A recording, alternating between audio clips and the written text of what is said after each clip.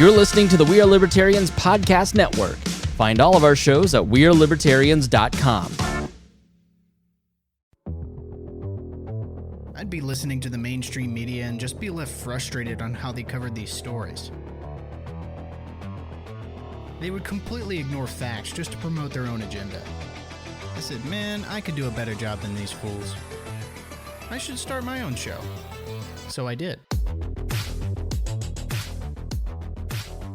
Hello and welcome to a brand new episode of Freedom Strips. I'm your host Keaton Tucker, and this is part 2 of the debate series for the second Democratic debate that we've had so far. So if you haven't listened to night 1's recap, I encourage you to do so, and then come back to this one, and we'll get on with night 2 now. So, before we get started too, my video got flagged for copyright on Facebook for the first night. So the video is not going to be up on Facebook. I think I'm going to possibly drop the long form video of my podcast. I think I'm just going to do the podcast in audio form. But what I may start doing is kind of like shorter form videos. Like take one topic, do like a 5-minute video on that topic, and then upload it to YouTube or to Facebook. I think I'm going to start doing that format instead of like the longer formats. I think that's going to get more views. I think most of my listeners are listening to this in audio form anyway, so I think that'll work out better. But just so you know, if you're looking for the video, that's why you don't see it, unfortunately. So yeah, I put all that work into it and it got flagged because of the video clips, I guess. So I'm going to stop doing that. But anyway, let's go ahead and dive into night number 2 of the debates. So night number 2, the candidates that were on stage were Joe Biden, Kamala Harris, Tulsi Gabbard, Andrew Yang, Cory Booker, Jay Inslee, Kirsten Gillibrand, Julian Castro, Michael Bennet, and Bill de Blasio. So night 2 recap. Here's my recap. These are, in my opinion, these are the candidates that came away better from this night than they came in. So they came out of the night better than they came in. Tulsi Gabbard was number 1 on my list. Obviously, she had the best viral moment of both nights. So of night 1 and night 2, her viral moment with Kamala Harris, which we'll get into here in just a bit, was by far the best one. She's had viral moments in both of the debates so far. The first debate, she had that viral moment with Tim Ryan. We covered that. And with this one with Kamala Harris, my God, that woman knows how to shred somebody. Man, she's good. The other candidates that I thought came out of the night better than they came in was Andrew Yang. He actually had a much better performance than he did last time. He actually had some talking time now, but he tied every question that he got into his primary kind of campaign push, which was his UBI plan, the $1,000 a month to every American citizen. He tied every single question that was put towards him to that. Cory Booker is another one that I think came out better. He had his chance to go after Biden, and he did it, and he succeeded in my book. I think he's going to get a little bump in polling numbers for that. Julian Castro, I put him in there just because he's got consistent, strong stage presence. In my view, he's just somebody that's consistently, he always, he's not afraid to pick a fight. And when he does, he seems pretty composed, and he seems to focus on the immigration topic a lot. And he's pretty knowledgeable on that compared to the rest of the stage that, they put together their plans, but if you kind of push them on it, they kind of break down. But this guy seems to have his strong foothold in that subject. So I give him points for being consistently strong on stage. My last candidate that I think came away better than they came in, this one's going to be surprising, even for me, but for you to hear as well. I think Joe Biden came out of this stronger, which is going to be weird as we kind of move forward and I go through some of the highlights of the night. You're going to see Biden field a lot of attacks. But with that being said, I think he came out of the debate better than he came in. In all honesty, he's just the only thing bad about him. He's just so old. It's not the only thing bad about him, but it's just one of those things. It's just like, oh God, he's just so old. We'll get into that a little bit later too. He's, he did a lot better. He had a lot more energy in this performance than he did last one for sure. But man, he had his moments where his age just showed. Who are the candidates that I think dropped and had a bad night? I only had one candidate in this category, and that was Kamala Harris. Boy, she was the biggest loser of the night by far, which was surprising because I think she was one of the biggest winners of the first debate. But she was the biggest loser by far. She had a really, really bad night. It wasn't just the Tulsi Gabbard moment, even though that was kind of like the nail in the coffin for the night for her. But she kind of broke down. She got attacked several times from Joe Biden and some of the other candidates as well. Bill de Blasio attacked her a few times, and she really wasn't able to field the attacks much. I think I listened to, I believe it was Ben Shapiro. He had a great take on like what Kamala Harris is, and the best way to describe her is a paper tiger. I think he got that exactly right. She's fierce when she's on the offensive, but once she's on the defensive, boy, she just kind of huddles into a corner and she can't really push back at all. So I think the paper tiger example was great. Who are the candidates that we're likely to not see again, who are likely to not get to the debate stage? And I'm going to kind of ignore these candidates during my my coverage of this night, just because they're just so forgettable and they didn't really have a big moment at all. So I'm not really going to talk about them a lot. And those candidates are Kirsten Gillibrand, Michael Bennet, Jay Inslee, and the groundhog murderer himself, Bill de Blasio. Yes, he killed a groundhog. You can go Google that. Although it is sad to see and sad to know that the groundhog did in fact die. He did kill a groundhog. But those are the four that I don't think we see Gillibrand again. I don't think she makes it to the next debate. Definitely not Michael Bennet and Jay Inslee. And 100% for sure not Bill de Blasio, because that guy is one of the most unlikable human beings on the stage for both nights.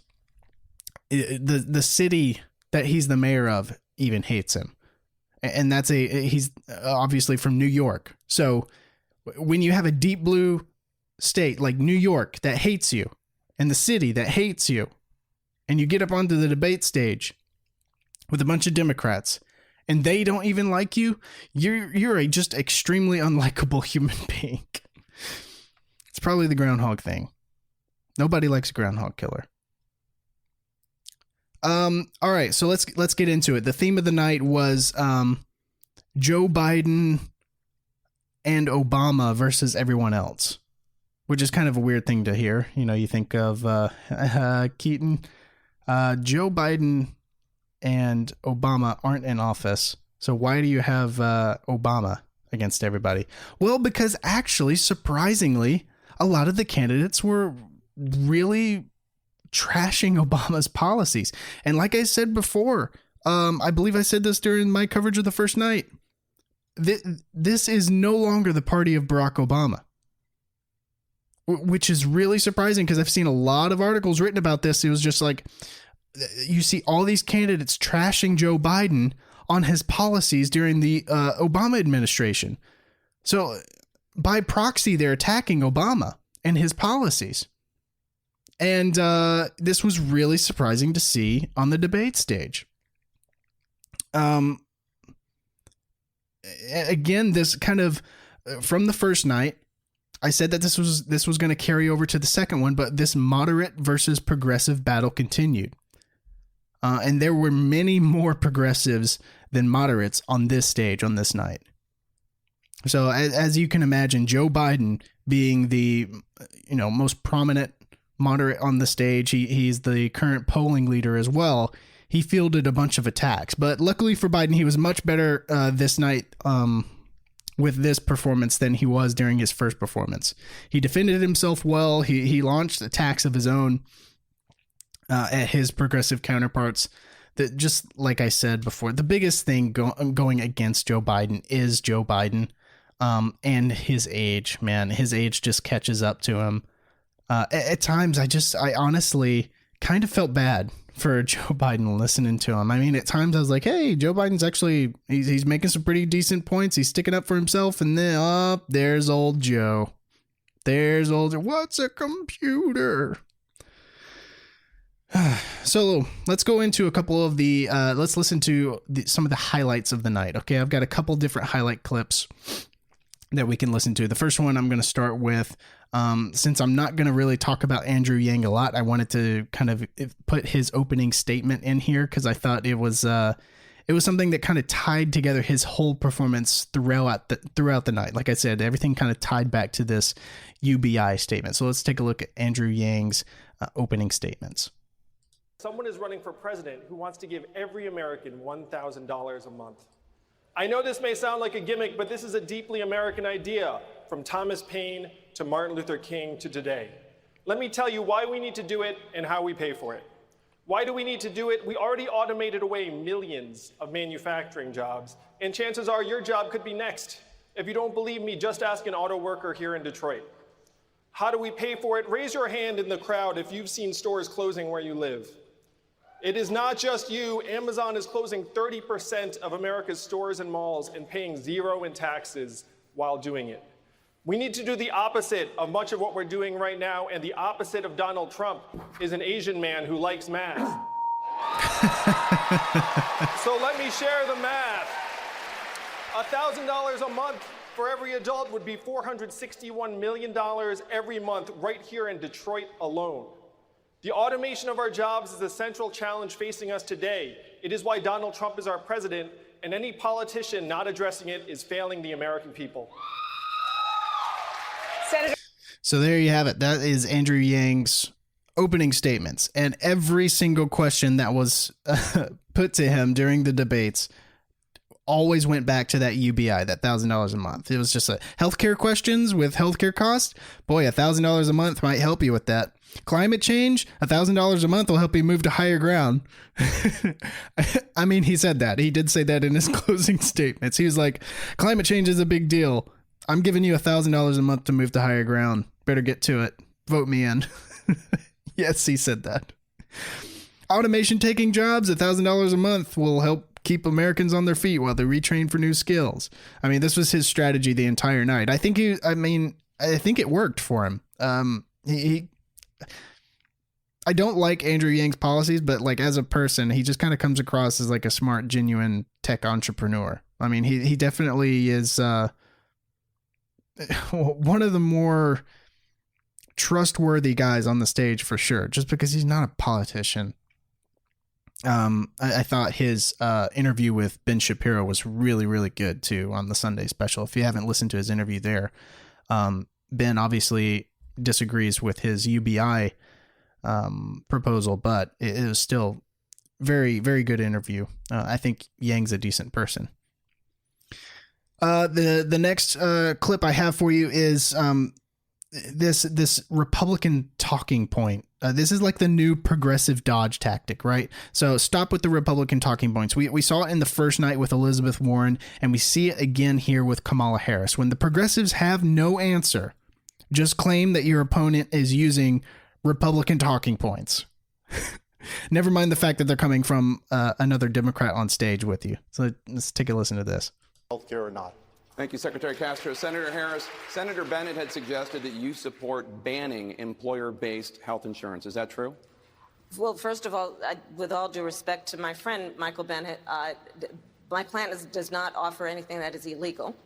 What it does is it separates the employer from health care, meaning that where you work will not be the kind of health care you get will not be a function of where you work. I have met so many Americans who stick to a job that they do not like, where they are not prospering, simply because they need the health care that that employer provides. It's time that we separate employers from the kind of health care people get, and under my plan, we do that. As it relates to the insurance and the pharmaceutical companies, who will not be called in and who will not be taken to task by Senator Biden or Senator Bennett's plan, we will do that. Senator Bennett, I want to bring you back. Senator Harris is my friend as well, but I have to say, if we can't admit tonight what's in the plan, which is banning employer-based insurance, we're not going to be able to admit that when Donald Trump is accusing Democrats of doing that as well. We need to be honest about what's in this plan. It bans employer-based insurance and taxes the middle class to the tune of $30 trillion. Do you know how much that is?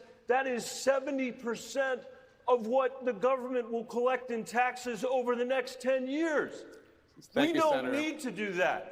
Governor, we can have I'm going to come to you in a second, but I do want to universal health care in this country. I do want to bring in Senator Harris because he just suggested you were not being honest. We cannot keep with the Republican talking points on this. You got to stop. The reality is that under my Medicare for All plan, yes, employers are not going to be able to dictate the kind of health care that their employees get. They will be able to make that decision. Private insurance companies and private carriers, if they comply by our rules and play by our rules, will be able to offer those employees health care coverage under a private Medicare plan, or they can have the option of a public Medicare plan. But it is misleading to suggest that employees want what their employer is offering only. They want choice, and my plan gives that to them. Thank you, Senator. Governor Inslee, I want to bring you in. So there you have it. The Republican talking points from the other side saying that my plan doesn't have choice when, yeah, my plan has choice. I'm going to take all the other choices away and just give you one choice. That's the best choice, is when you only have one choice. See, it's much easier to make a decision when you only have one choice, right? The government option plan. Yeah. By the way, is Michael Bennett the voice of the teacher on South Park? I mean, just take a look, take a listen to Michael Bennett. Based insurance, we're not going to be able to admit that when Donald Trump is accusing Democrats of doing that as well. We need to be honest about what's in this plan. Okay. All right, so you hear that? There's your baseline. Now listen to this. Now, as I was saying, drugs are bad. You shouldn't do drugs. If you do them, you're bad, because drugs are bad, okay? It's a bad thing to do drugs, so don't be bad by doing drugs, okay? That'd be bad.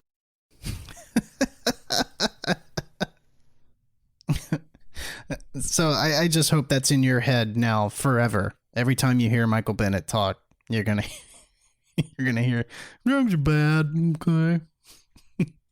Because that's all I can hear. Anyway, let's move on. Next clip I have for you. So this one is with Biden went on the offensive against the kind of progressive Medicare for All plan, specifically with Kamala Harris. So let's take a listen on that. The senator's had several plans so far. And anytime someone tells you you're going to get something good in 10 years, you should wonder why it takes 10 years. If you notice, there's no talk about the fact that the plan in 10 years will cost $3 trillion. You will lose your employer-based insurance. And in fact, you know, this is the single most important issue facing the public. And to be very blunt and to be very straightforward, you can't beat President Trump with double talk on this plan. Your response, Senator Harris? Absolutely. Unfortunately, Vice President Biden, you're just simply inaccurate in what you're describing. The reality is that our plan will bring health care to all Americans under a Medicare for All system. Our plan will allow people to start signing up on the first day. Babies will be born into our plan, and right now 4 million babies almost are born every day in America, or every year in America. Under our plan, we will ensure that everyone has access to health care. Your plan, by contrast, leaves out almost 10 million Americans. So I think that you should really think about what you're saying, but be reflective and understand that the people of America want access to health care and do not want cost to be their barrier to getting it. Senator Harris, thank you. Vice President Biden, your response? The plan, no matter how you cut it, costs $3 trillion when it is in fact employed. Number one, 10 years from now, after 2 terms of the senator being president, after her time. Secondly, it will require middle-class taxes to go up, not down. Thirdly, it will eliminate employer-based insurance. And fourthly, what happens in the meantime? I'd like to respond. First of all, the cost of doing nothing is far too expensive. Second, we are now paying $3 trillion a year for healthcare in America. Over the next 10 years, it's probably going to be $6 trillion. We must act. My plan is about immediately allowing people to sign up and get into coverage. Right now in America, we have seniors who every day, millions of seniors, are going into the Medicare system. And they are getting full coverage and the kind of coverage they need. All people should have access to health care, and cost should not be their barrier. Thank you, Senator Harris. So, I mean, there was Joe Biden on the offensive, and that was kind of something we hadn't seen yet from Joe Biden, especially since his extremely poor performance in the first debate. Another highlight I had was with this was kind of Cory Booker's viral moment that he got. This was Booker and Joe Biden kind of sparring over criminal justice. Let's take a listen to this.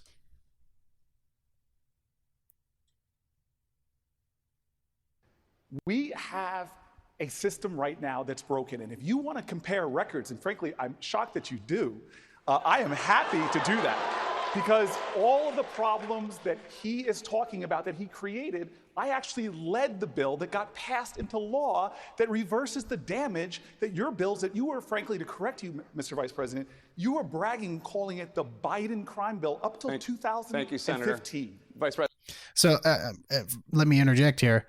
This was Biden and Obama's bill. So when he's talking about, like, when you want to compare records, and I'm surprised you do, with all the problems on your record, that's Obama's record too. So this was like, this kind of ties back to what I was saying. An attack on Biden is a proxy attack on Obama's policies, which was really surprising to see on stage. President Biden. Number one, the bill he talks about is a bill that in our administration we passed. We passed that bill that you added on to. That's the bill, in fact, you passed. And the fact of the matter is, secondly, there was nothing done for the entire 8 years he was mayor. There was nothing done to deal with the police department that was corrupt. Why did you announce in the first day a zero-tolerance policy of stop and frisk and hire Rudy Giuliani's guy in 2007 when I was trying to get rid of the crack cocaine? Mr. Vice President, there's a saying in my community, you're dipping into the Kool-Aid and you don't even know the flavor. You need to come to the city of Newark and see the reforms that we put in place. The New Jersey head of the ACLU has said that I embraced reforms, not just in action, but in deeds. So you're dipping into the Kool-Aid and you don't even know the flavor. I've never heard that saying, but okay. So you heard the crowd kind of chuckle and laugh at that, but it's kind of a weird, wonky statement, but okay, whatever. I guess that was a slam. A Kool-Aid slam. They needed the Kool-Aid guy coming through the... Oh, yeah! Right after that one. Oh, my gosh. Yeah, Julian Castro also had a moment with Biden. They were kind of sparring about decriminalization over illegal border crossings. And this exchange was very interesting to me. This is why I kind of added it in my highlight reel. These are two gentlemen, Julian Castro and Joe Biden, that were in the Obama administration. They were both a part of the Obama administration. Castro was the HUD secretary, and of course Biden was the VP. So it was very interesting to see both of them go at it, and especially with what Castro tells Biden. Here, let's take a listen.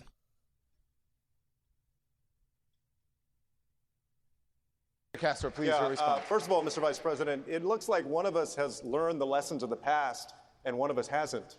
Let me begin by telling you,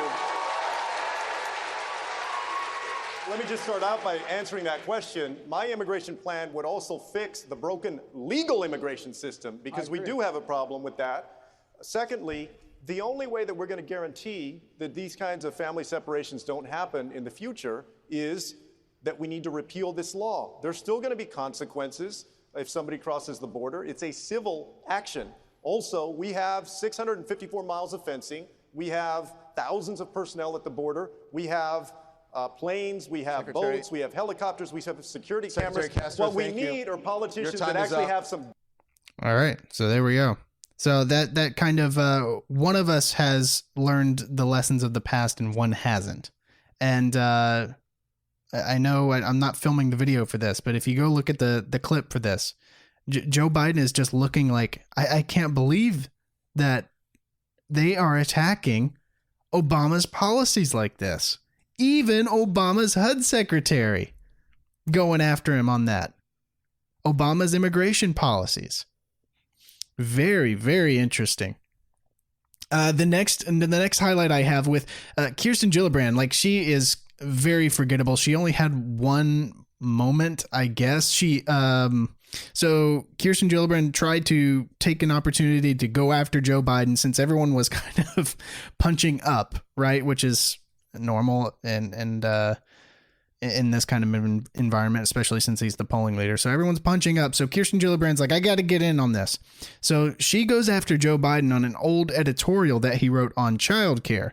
But unfortunately for Gillibrand, it kind of backfired and turned into one of Biden's kind of like counterattack viral moments. One of Joe Biden's kind of fiery moments that he had during the debates. He wrote in an op-ed was that he believed that women working outside the home would, quote, create the deterioration of family. He also said that women who were working outside the home were, quote, avoiding responsibility. And I just need to understand, as a woman who's worked my entire career as the primary wage earner, as the primary caregiver, in fact, my second son, Henry, is here. And I had him when I was a member of Congress. So under Vice President Biden's analysis, am I serving in Congress resulting in the deterioration of the family because I had access to quality, affordable daycare? I just want to know what he meant when he said that. That was a long time ago, and here's what it was about. It would have given people making today $100,000 a year a tax break for child care.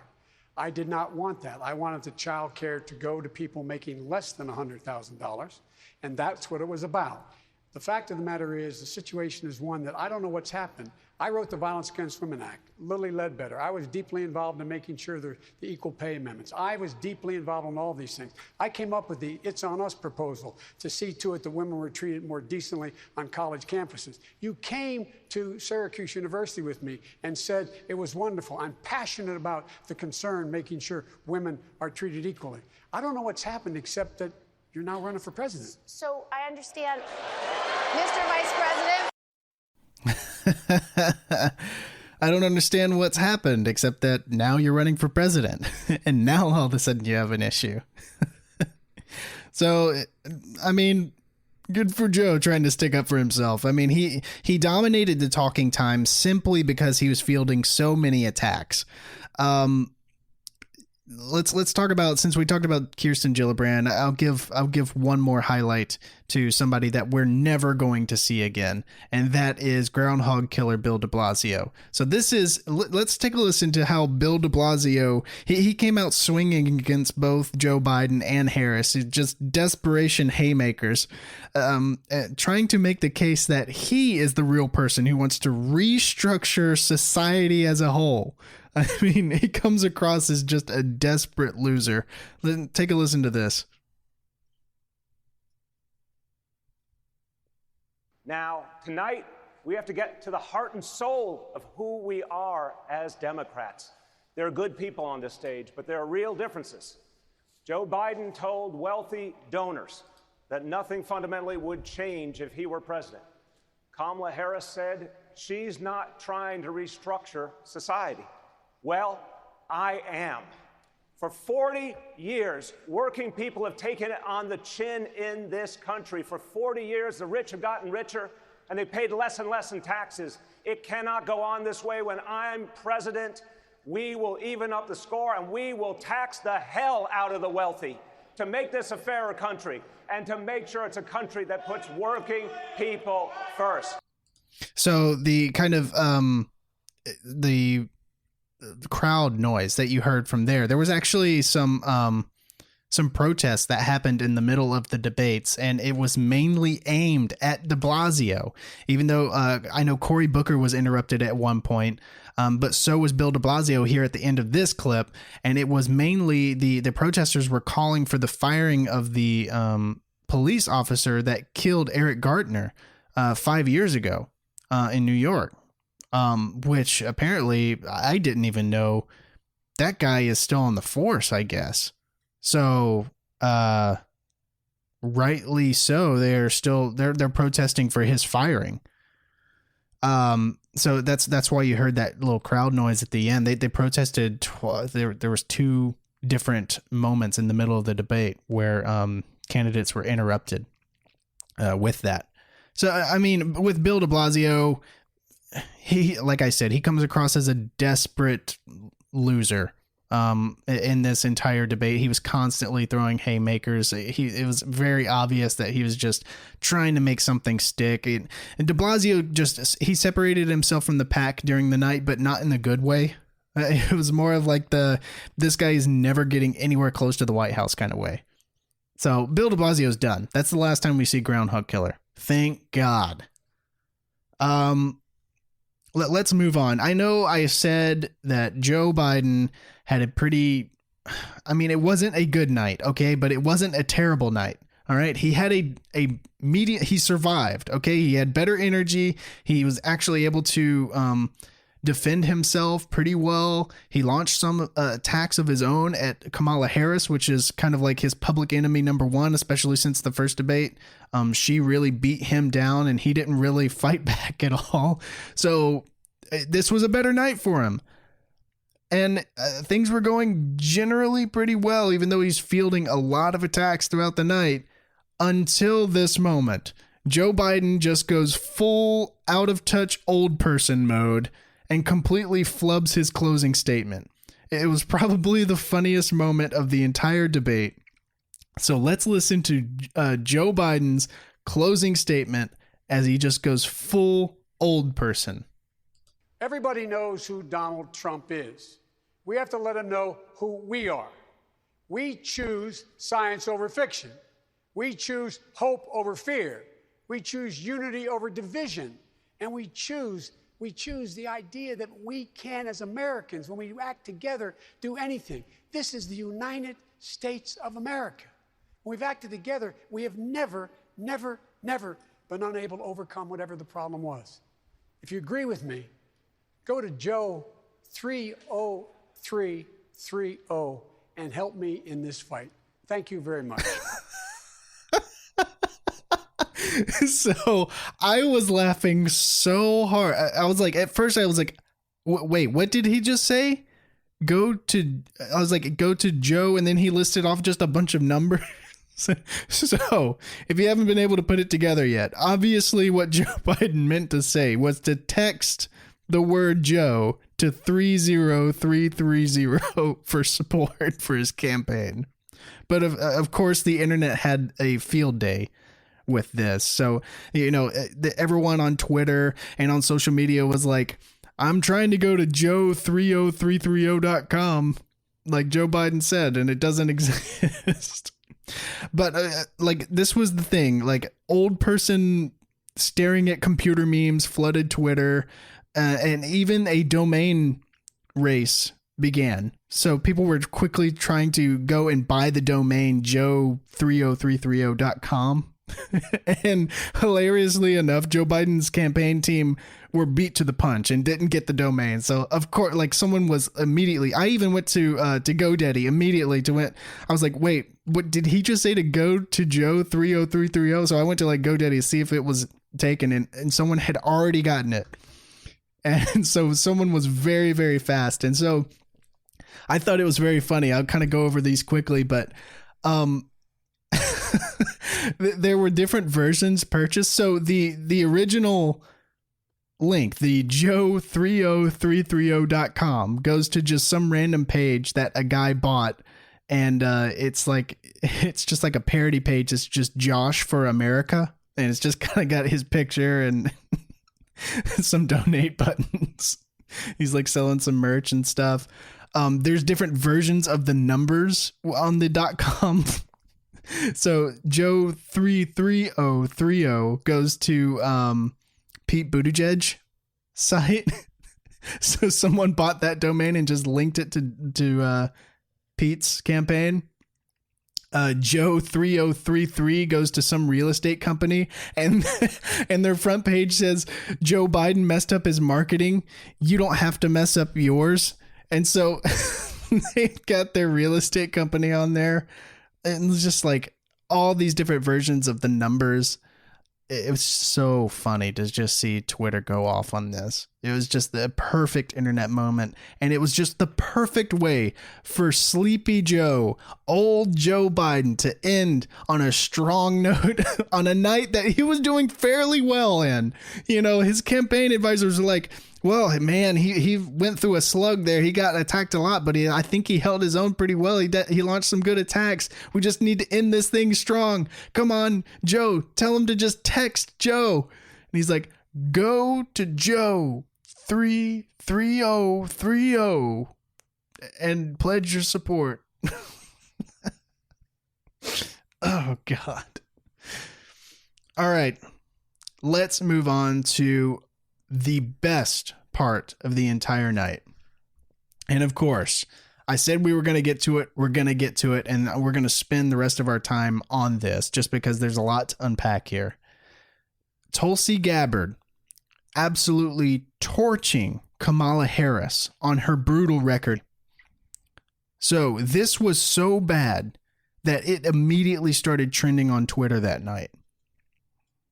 And, well, let's go ahead and take a listen to this because this was just fantastic.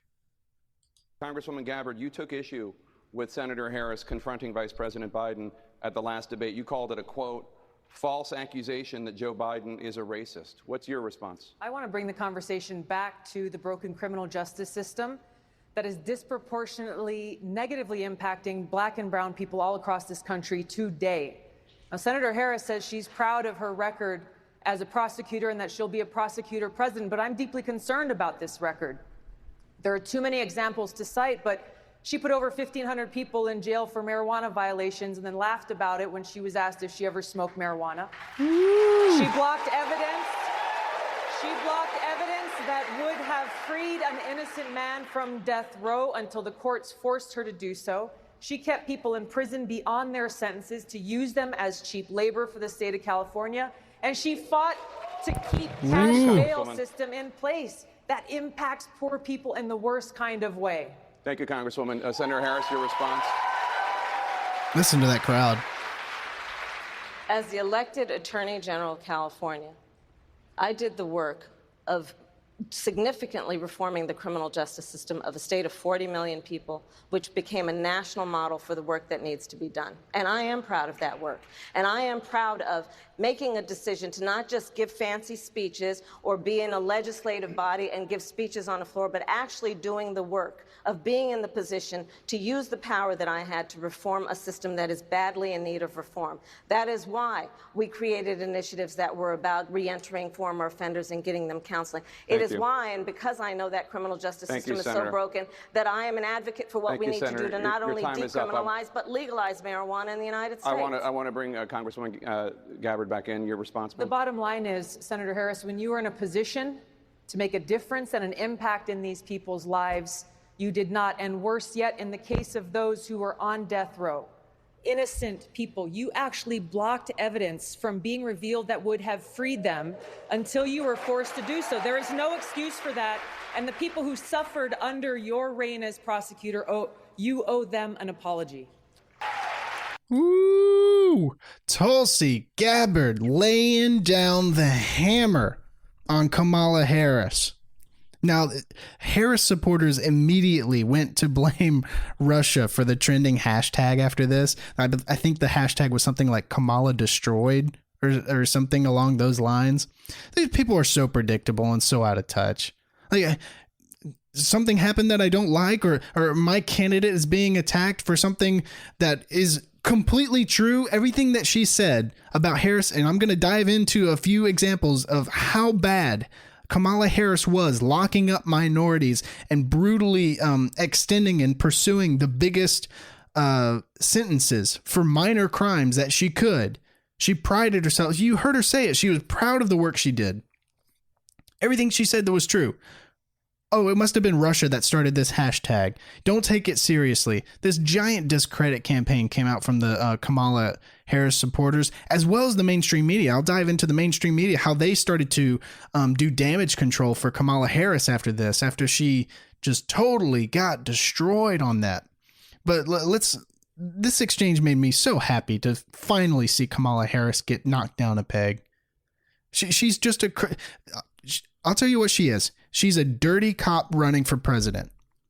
That's what Kamala Harris is. A dirty cop running for president. She panders to the black vote, even though she has a brutal history of locking up black and other minorities for small crimes and pursuing, like I said, strong sentences for those small crimes. Kamala's brutal history can be found with a simple Google search. So go look at it for yourself. But what I'm going to do, I'm going to go over a few specific instances right here. So let me pull up here. Well, let's just start with this. Let's start with Kamala Harris locking up, like Tulsi said, she locked up thousands of people, specifically minorities for the most part. She locked up thousands of minorities for the egregious crime of smoking marijuana.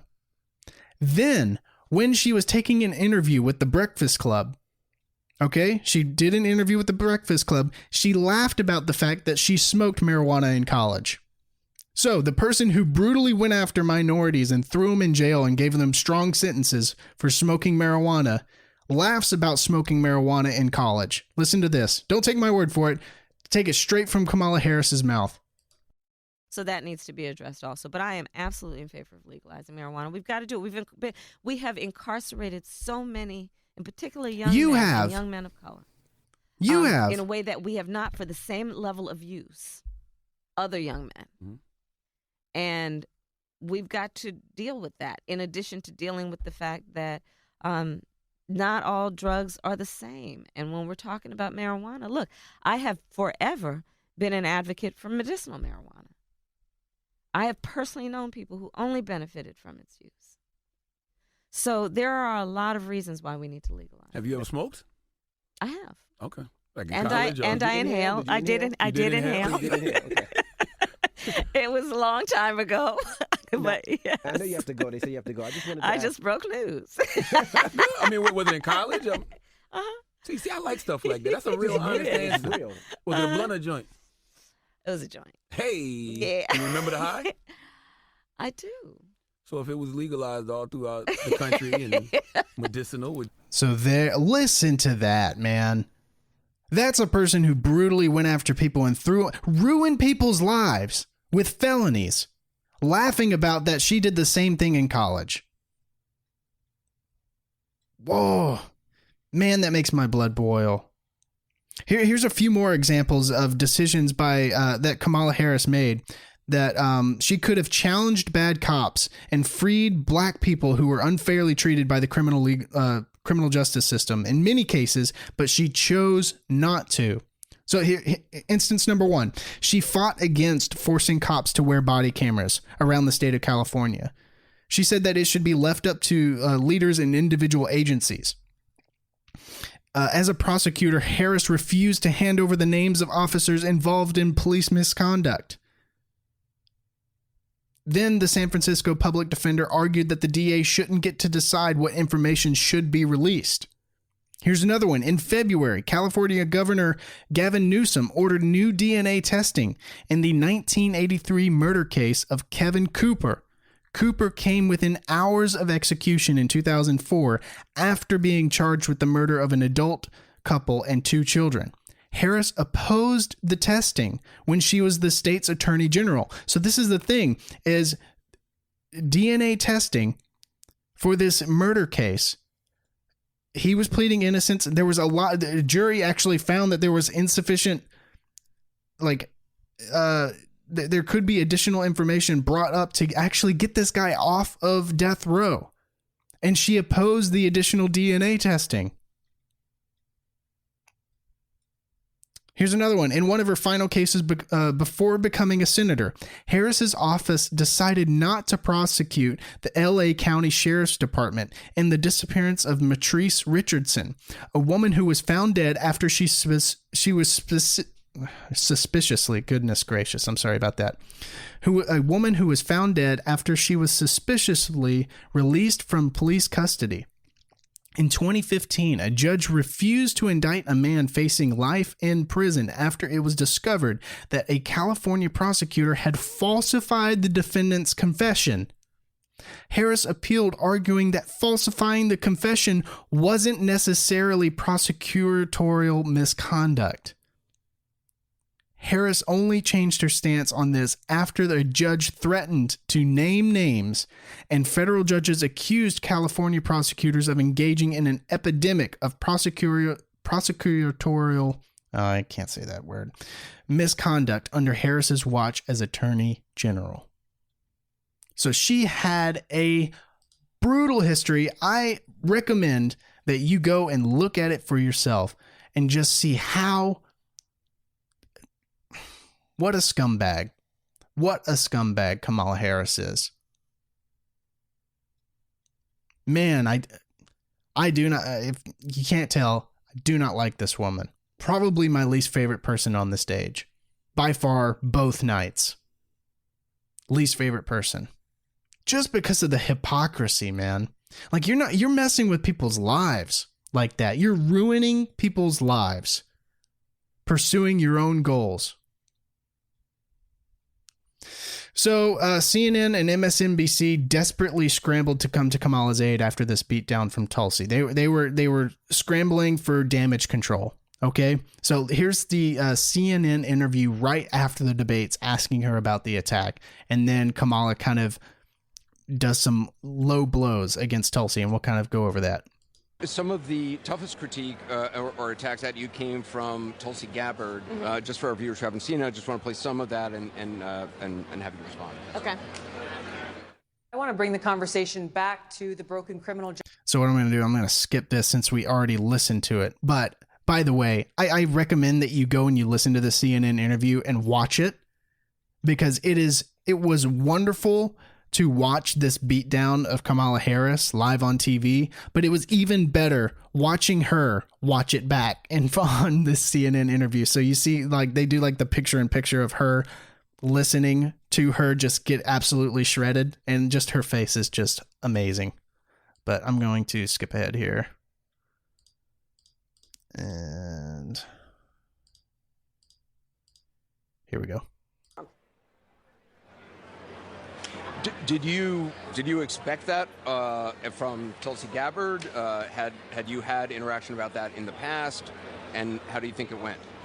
Well, I mean, listen, this is going to sound immodest, but I'm obviously a top-tier candidate, and so I did expect that I would be on the stage and take hits tonight, because you're not there are a top-tier candidate. That are trying to make the stage for the next debate. Yeah, for a lot of them, it's do or die. Well, yeah, and especially when people are at 0 or 1% or whatever she might be at. And so I did expect that I might take hits tonight. But, you know, listen, I think that this coming from someone who has been an apologist for an individual, Assad, who has murdered the people of his country like cockroaches. She who has embraced and been an apologist for him in a way that she refuses to call him a war criminal. I can only take what she says in her opinion so seriously.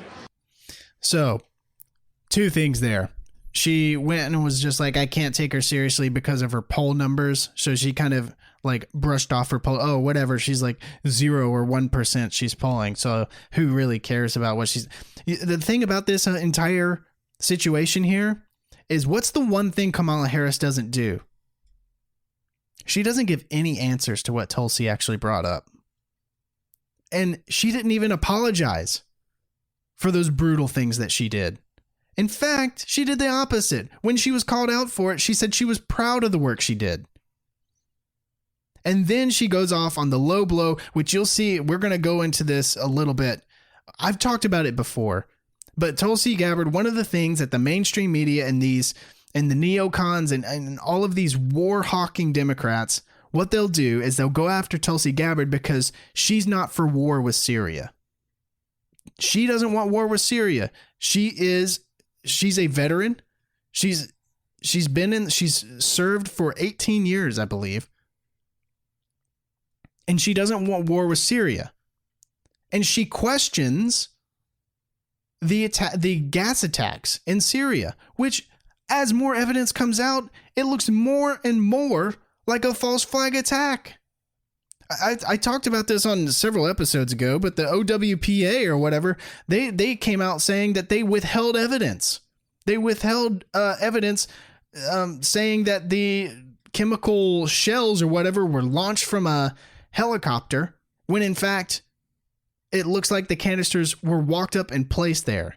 They actually had like specialists from universities that were they were specialists in explosives and ballistics, and they looked at the place where the shells landed and they were like, no, this isn't right for a shell landing on top of a building like this. And the canister was barely damaged. They said the canister would have much more damage if it actually went through the concrete of the building and landed inside the building and then released the chemical. They said it was much more likely that it was placed there rather than launched out of a helicopter. And so since she questions this talking point from the media, they call her an Assad apologist.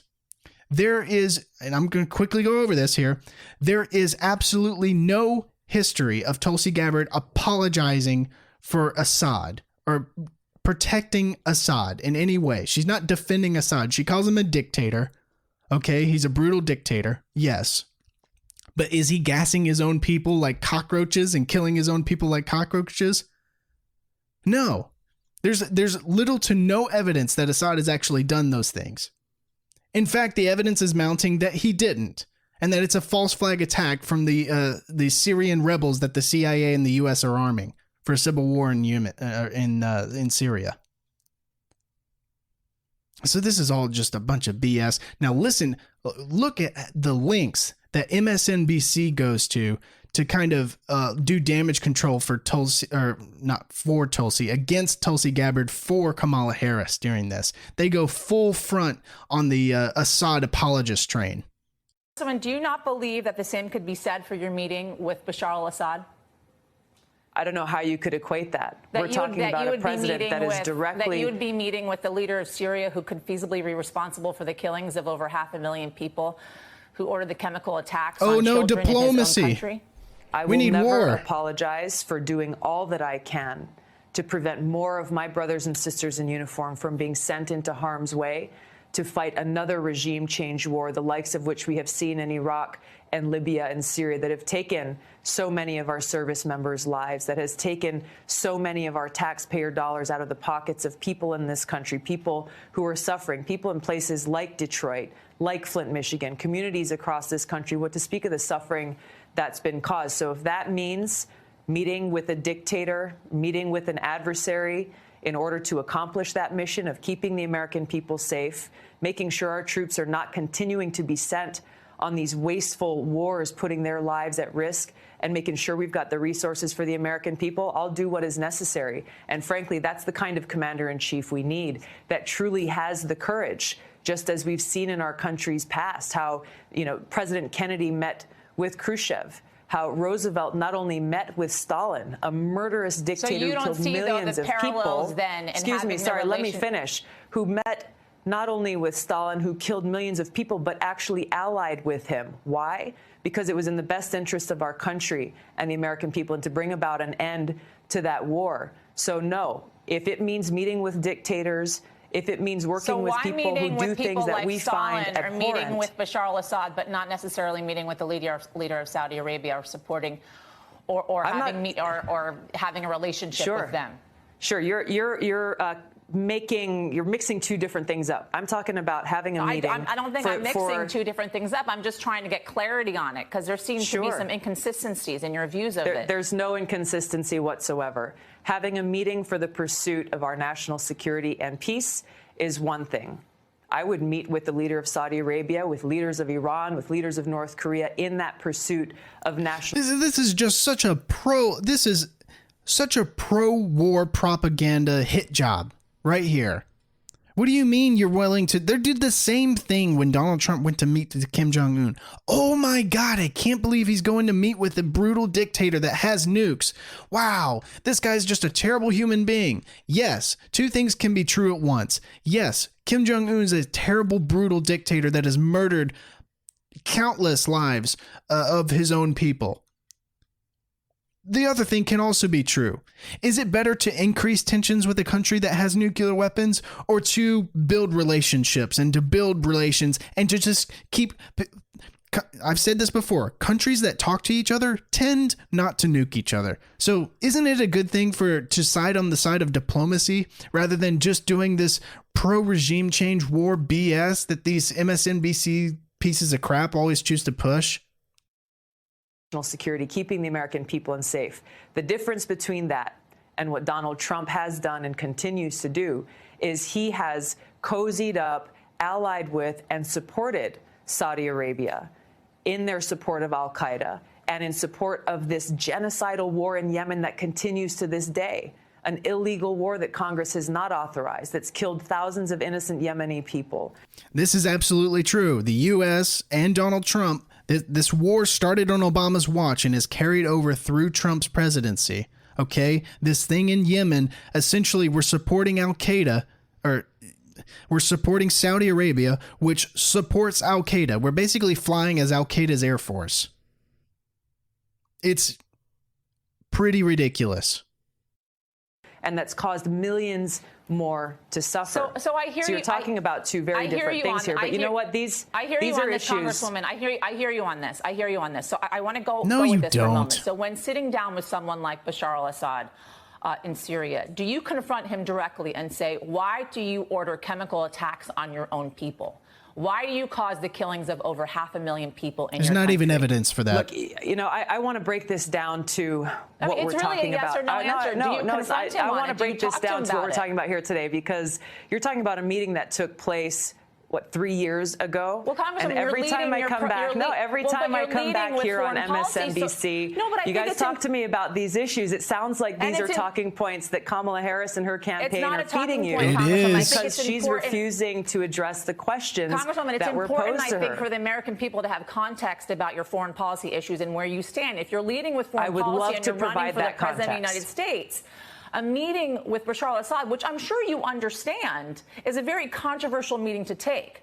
Hence the reason why when you come on MSNBC, it is important for us to talk to you about that. And of course, every anchor has a different perspective and different questions to ask of you. Every So when single you're time on for with 3 me- years. This is where the propaganda comes in, because I've talked about this a lot for the last 3 years, and I've talked about how, as a soldier, I served in a field medical unit in Iraq. So there you have it. And she is absolutely right. Listen to that propaganda machine roll, man. When it's more controversial to meet with Bashar al-Assad to try and decrease tensions in Syria than it is to engage in a full-scale civil war over there, just for the fact it's more controversial to meet for peace talks in MSNBC and CNN's eyes than it is to launch full-scale war in Syria. To be involved in war in Syria is not nearly as controversial as meeting with Bashar al-Assad to try and decrease tensions. Let that sink in. That's more controversial? You'd rather be happy flying as Saudi Arabia's Air Force in Yemen, supporting al-Qaeda, the group that did 9/11, in Syria. That's not nearly as controversial as peace talks. Listen to that propaganda machine roll, man. They are just straight up lying to you. They're programming you. That's their job. Their job is to lie to you and to program you. God, I hate them so much. MSNBC is just garbage. CNN, the same thing. They're both the same thing. Such garbage. So Tulsi was right about Kamala Harris, and Harris had absolutely no comeback to that. Because what Tulsi said was true. It's hard to come back against the truth. while the Assad apologist attacks are just desperate lies for damage control. So who's the winner of the debate? Who was the winner? Well, Tulsi Gabbard was the most Googled candidate after the debate. Again, she holds that crown twice. Both debates, she was the most Googled candidate of her night. So props to Tulsi. But who was the true winner of the debate? I got to give this one to the Donald Trump. Why do I give it to Donald Trump again? I gave it to him the first time again because the second debate, all right, both nights, this just cemented the fact that this is just a terrible group, guys. This is just a terrible group of people. When your best chance to beat Donald Trump condenses down to probably sleepy Joe Biden and Pocahontas herself, you're going to have a bad time. You're getting closer and closer to Trump 2020. That's what's going to happen. You think sleepy Joe Biden or Pocahontas is going to take down Trump? No, it's not going to happen. If those are your answers, you're going to get Trump for another 4 years. So let's look ahead. Let's see who is qualified for the next debate September. The next debate is in September. So who is already qualified for the debate? Well, we have Joe Biden, Bernie Sanders, Elizabeth Warren, Kamala Harris, Cory Booker, Amy Klobuchar, Pete Buttigieg, and Beto O'Rourke. Now, all right, so those are 8 candidates that are already qualified. Okay. Now, we do have Tulsi Gabbard and Andrew Yang that did meet the donation requirements. Okay. Now, the next thing they have to do is they have to poll at least 2% in 4 of the major polls. Once they reach that requirement, which I think both of them can do, then they will be added as well and we'll be up to 10 candidates. I really hope that they both make it in there because, gosh, both of them, I like Yang just for his sensibilities. And I mean, he just seems like a genuine, honest guy up there on the stage. And for Tulsi Gabbard, obviously, for her message against this pro-war Democratic push. They're both just a breath of fresh air in this progressive, crazy group that we have running for president. So that is my coverage of the second night. And boy, was it a doozy. I hope you guys enjoyed it. Honestly. So again, like I said, I'm going to kind of quit doing the long form videos. So I'm going to stick with the same request that I had at the end of my last one. If you haven't already, go check us out on Apple Podcasts. I want to bump up our 5-star reviews. If you haven't already, if you're listening to us now, go to Apple Podcasts, give us a 5-star review if you enjoyed listening to this coverage. And I surely appreciate it. I'm trying to bump that up. Hopefully we can get us listed up higher on the news and media section. But anyway, thank you guys for listening. You can also listen to us on Spotify and Stitcher. Also, be sure to visit our Facebook page. Send me any things you want me to talk about. Have a good night, guys. I'll see you later.